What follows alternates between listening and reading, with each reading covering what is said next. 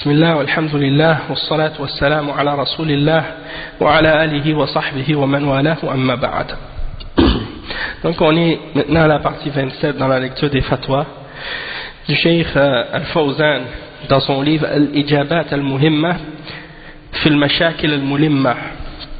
Et on est toujours dans la section où le Cheikh répond aux gens qui appellent aux attentats terroristes et qui pensent que ces choses-là sont correctes, les attentats suicides également. Donc le Cheikh il réfute les gens qui pratiquent ces choses-là et il répond aux questions qui ont été posées à ce sujet-là. Le Cheikh dit انتشر سؤال انتشر بين الكثير من الشباب منشورات تفيد جواز قتل رجال الأمن وخاصة المباحث، وهي عبارة عن فتوى منسوبة لأحد طلاب العلم وأنهم في حكم المرتدين، فنرجو من فضيلتكم بيان الحكم الشرعي في ذلك والأثر المترتب على هذا الفعل الخطير. Donc la question qu'ils ont posée au Cheikh Al-Fawzan, c'est la question suivante.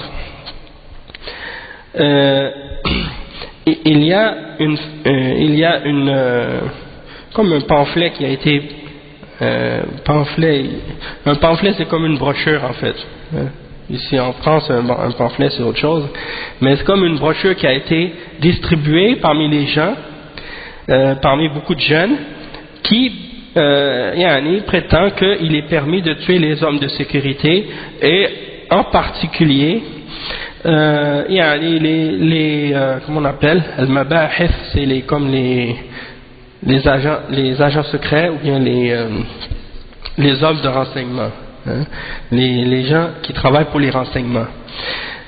Et ils disent que ça c'est une fatwa qui est attribuée à un des étudiants en sciences islamiques, et il prétend que que ces gens-là, c'est les hommes de sécurité ou les agents de police, si tu veux, les agents de la paix, ou bien les agents de renseignement sont pour eux des apostats. Ils ont jugé que ce sont des apostats qui ont quitté l'islam.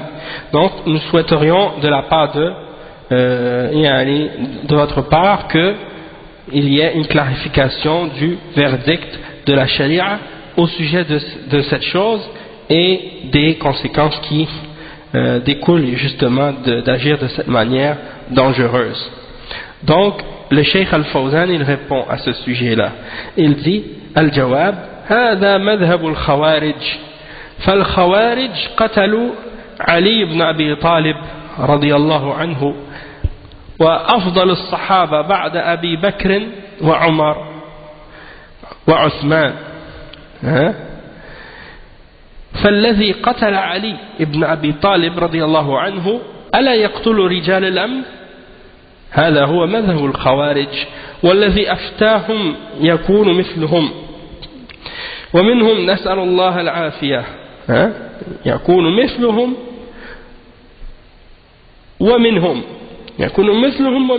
نسأل الله العافية، ورجال المباحث من جنود المسلمين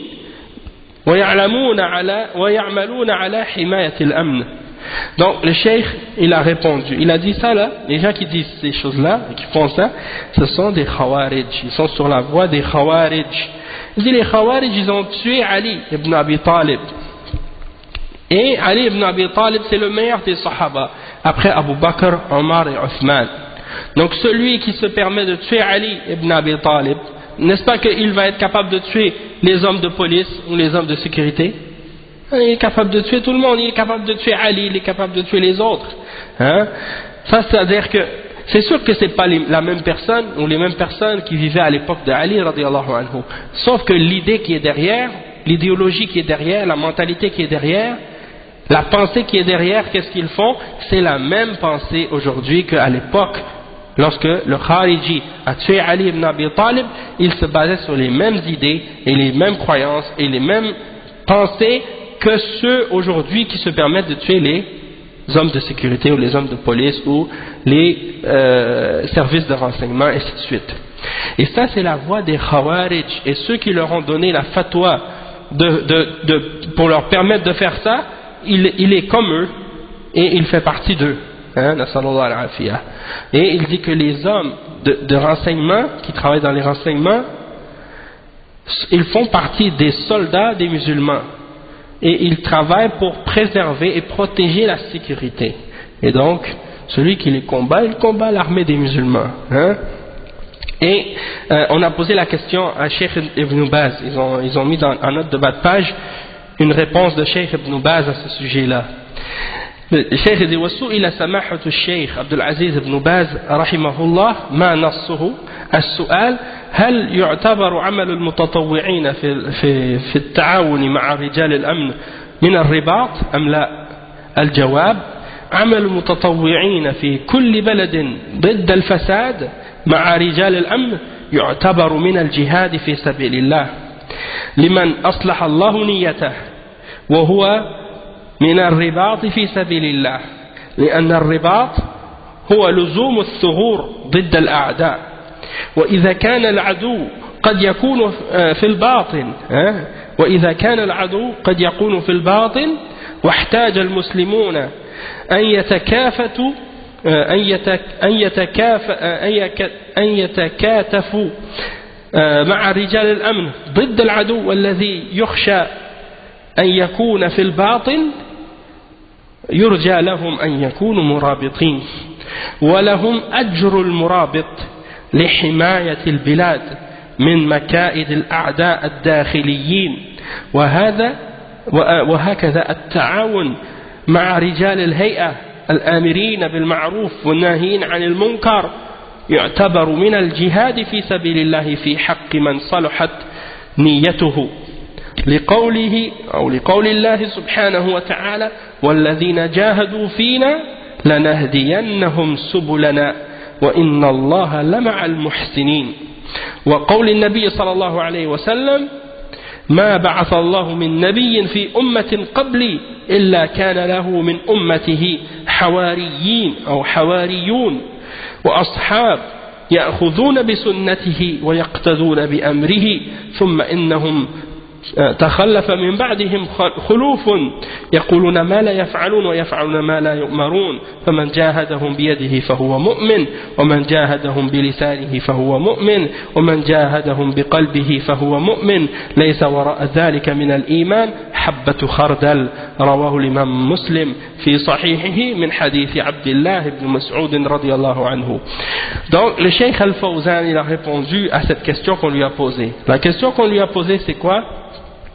On lui a demandé, Samahatu Sheikh Abdul Aziz ibn Baz, est-ce que la personne qui travaille volontairement, c'est-à-dire il travaille volontairement, sans salaire, il décide par lui-même d'aller pour aider les policiers et les hommes de sécurité ou les hommes de police, les agents de police, pour travailler avec eux et pour les aider dans leur travail. Est-ce que cette personne-là, il est considéré comme étant dans Al-Ribat? Al-Ribat c'est quoi? Al-Ribat, le cheikh il explique, il dit c'est de rester à la frontière ou sur les limites là où les musulmans ont établi leurs frontières, tu restes à cet endroit-là pour surveiller les frontières et pour prévenir en cas d'attaque de la part des ennemis. On appelle ça Al-Ribat. D'accord? Ribat. Attends, je vais l'écrire, Inch'Allah. Est-ce qu'il est le crayon? Ah, ok. Barakallahu fiik. Attends. Parce que aujourd'hui, on les appellerait des agents frontaliers, mais à l'origine, on les appelle des murabitoun. Al-Ribat. Et il y a une ville au Maroc qui s'appelle comme ça. Al-Ribat. Al-Ribat. Et le mot de ceux qui sont dans Al-Ribat, comment on les appelle? C'est... Non. Il ne faut pas mélanger tout, hein. La frontière, c'est pas Al-Ribat. Donc, vous connaissez tous le mot marabout, hein, surtout si vous êtes d'Afrique, là. Bon, le mot marabout, ça vient de ce mot-là, murabitoun, en arabe. Donc, le marabout là, si tu le dis en arabe, ça vient de murabit. Le singulier c'est murabit, le pluriel c'est murabitoun. On l'appelle murabitoun. À l'origine, les murabitoun, ce sont qui? Ce sont ceux qui restaient à la frontière des pays musulmans, pour protéger les pays musulmans des invasions des ennemis qui venaient de l'extérieur. Le cheikh, donc, on lui a posé la question. Est-ce que... Attends, je vais mettre les accents, parce que peut-être que... Al-Ribat, c'est ça, c'est de rester aux frontières pour surveiller les frontières contre les ennemis. Al-Murabitoun. Donc, Al-Ribat, c'est ça, c'est de rester aux frontières, surveiller contre les ennemis. À la base, c'est ça. Et ceux qui le font, on les appelle les Murabitoun. Donc, celui qui fait ça volontairement, qui s'en va aider les services de police, les services de renseignement, il fait ça volontairement. C'est-à-dire, il n'y a pas de salaire pour faire ça, il ne travaille pas avec la police, mais il les aide. Est-ce qu'il fait partie de ceux qui sont Ar-Ribat? Le prophète sallallahu alayhi wa sallam, il y a un hadith qui mentionne que pour ceux qui restent dans Ar-Ribat, ils vont avoir une très très grande récompense au jour de la résurrection, que de rester, je pense, une nuit dans Ar-Ribat. Il y a un hadith qui mentionne que celui qui fait ça, il aura une grande récompense. Je ne sais pas si je peux le trouver. Si je peux le trouver, je vais vous le mentionner tout de suite, Inch'Allah. Juste pour vous donner un exemple de la valeur de ce travail-là et à quel point c'est quelque chose de méritoire. Aujourd'hui, ça a pris une autre signification parce que les soufis ont donné en Afrique de l'Ouest, ils ont donné, et en Afrique du Nord, ils ont donné à ce mot-là une autre signification. Aujourd'hui, c'est devenu autre chose. Ils disent, nous, on le fait, on surveille les frontières spirituelles. C'est ça qu'ils prétendent aujourd'hui. Tu vois? Et c'est en rapport avec le djihad, ok? Ça fait partie du djihad de rester dans Ar-Ribat, ok? Parce que c'est l'endroit le plus dangereux. S'il y a des attaques, ça vient de la frontière en général.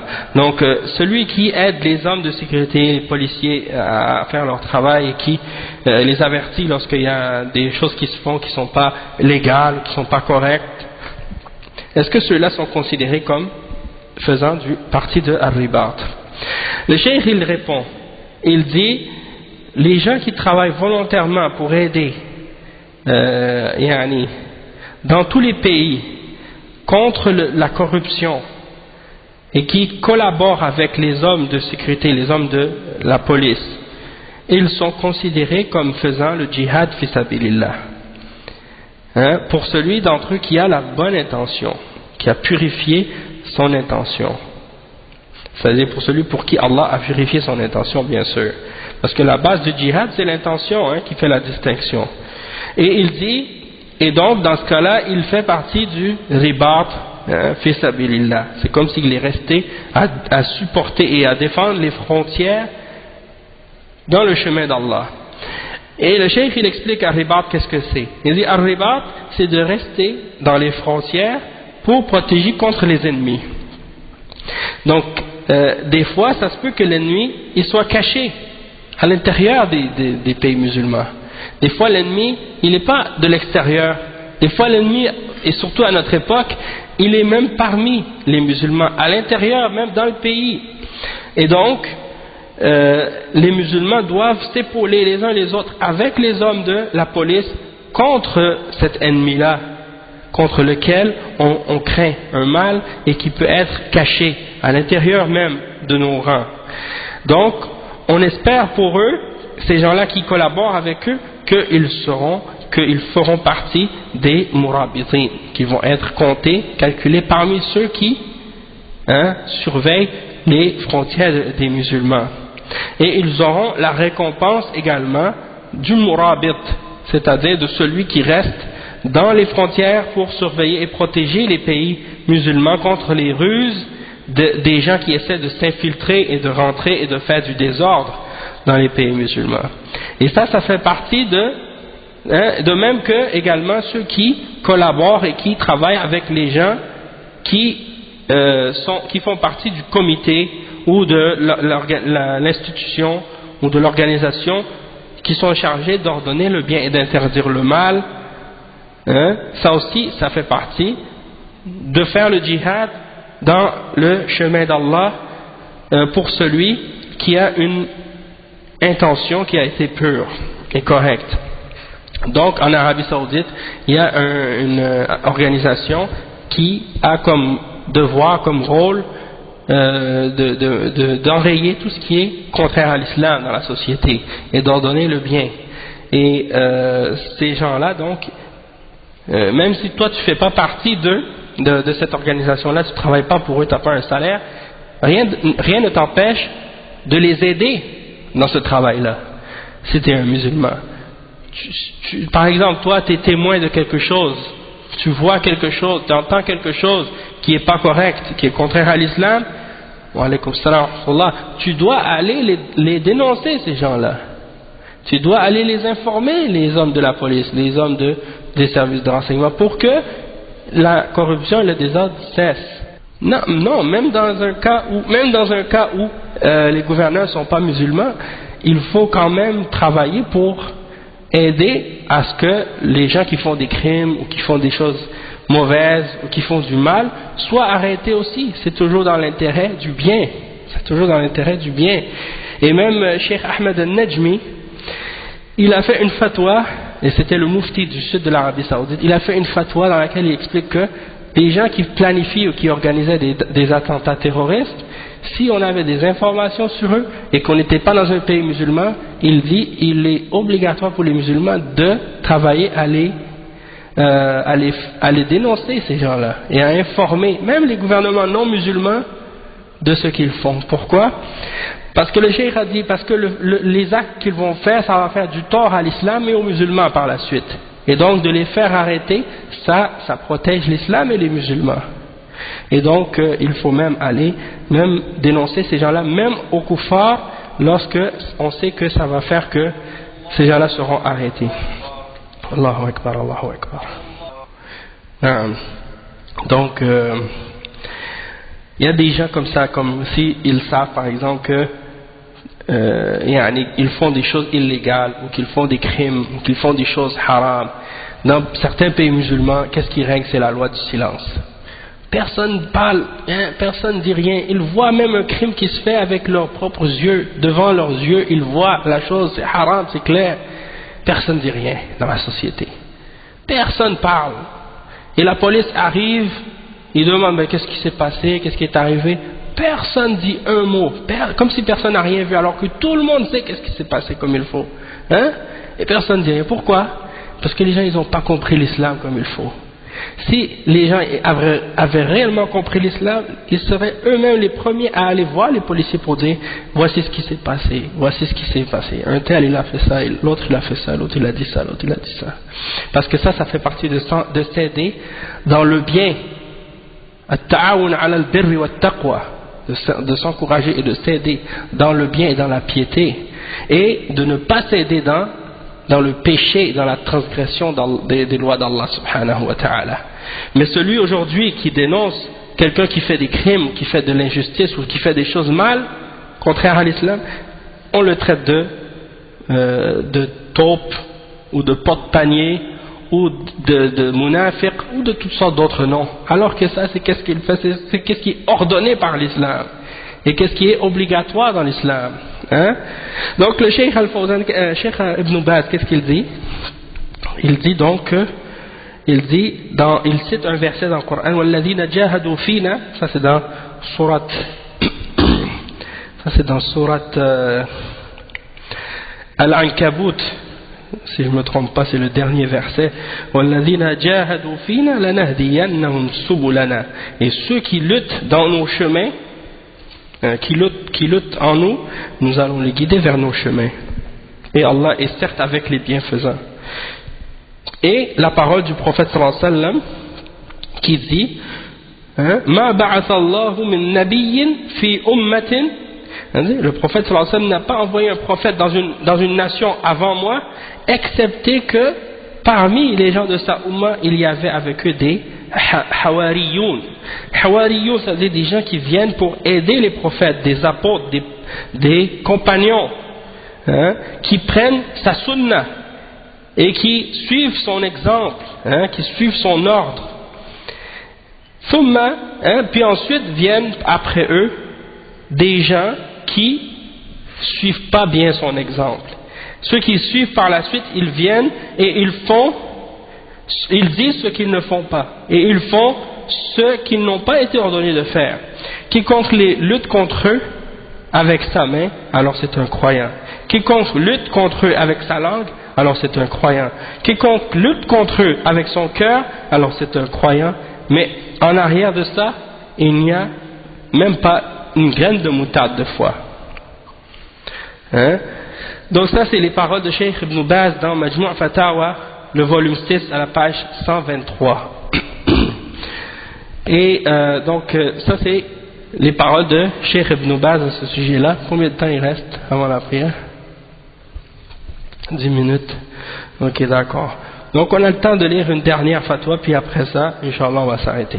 Le Cheikh il dit ويتعرض رجال الأمن في هذه الأيام لحملة مستهدفة وخاصة الذين يواجهون الخلايا الإرهابية فهناك من يتهمهم بكلام باطل ومنهم من يقلل من شأنهم ومنهم من يعتبرهم كفارا لأنهم أطاعوا الطاغوت في نظرهم ومنهم من يلصق بهم التهم السيئة لقصد تشويه سمعة رجال الأمن فما هي نصيحتكم لهؤلاء المرجفين الذين يشيعون مثل هذا الكلام عبر القنوات الفضائية والذي يراد منه التقليل من هيبة رجال الأمن في هذه البلاد؟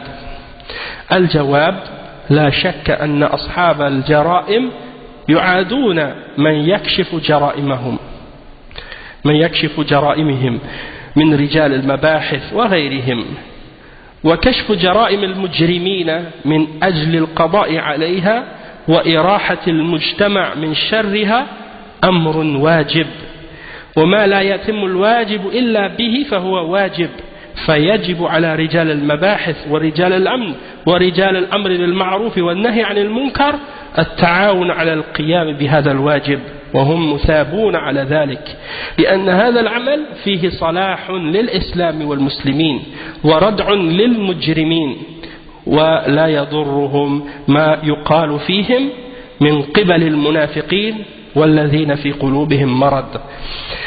Donc le cheikh il dit qu'il y a des gens, aujourd'hui les agents de police et les gens qui travaillent dans le but de combattre les groupes terroristes, ils se font accuser de toutes sortes de fausses accusations et de paroles fausses qui a pour but de diminuer de leur importance, et ils sont même considérés par certains comme étant des koufars parce qu'ils disent qu'ils ont aidé le Taghut selon leur point de vue, parce que pour eux, depuis que tu travailles pour le gouvernement, même si c'est un gouvernement musulman, ils vont considérer que tu travailles pour un Taghut, et donc ils vont lui lancer toutes sortes de fausses accusations dans le but de salir son image et sa réputation. Et donc quel est votre conseil pour ceux-là, wa alaykoum salam wa rahmatullah, pour ces gens-là parmi ces murjifin, qui veulent faire peur aux gens qui obéissent à Allah et qui suivent la voie d'Allah, et qui transmettent et qui diffusent ce genre de paroles à travers les chaînes satellites, et qui veulent par cela diminuer du respect qu'on doit aux hommes de la police et ainsi de suite dans ce pays. Et le Cheikh Al-Fawzan il répond, il n'y a pas de doute que les gens qui commettent des crimes, ils détestent et ils s'opposent à ceux qui vont découvrir et démasquer leurs crimes. Donc ils les détestent à cause de ça, et donc ils détestent les agents de sécurité, les agents de, comme on dit, les services de renseignement, les agents de renseignement, ils les détestent, et ils détestent les agents de police qui les recherchent et qui les attrapent. Donc ils détestent toute personne qui vont aider pour les arrêter et pour débarrasser la société du mal que ces gens-là font. Et de débarrasser la société du mal que ces groupes-là, ces groupes de terroristes-là font, c'est une chose qui est obligatoire.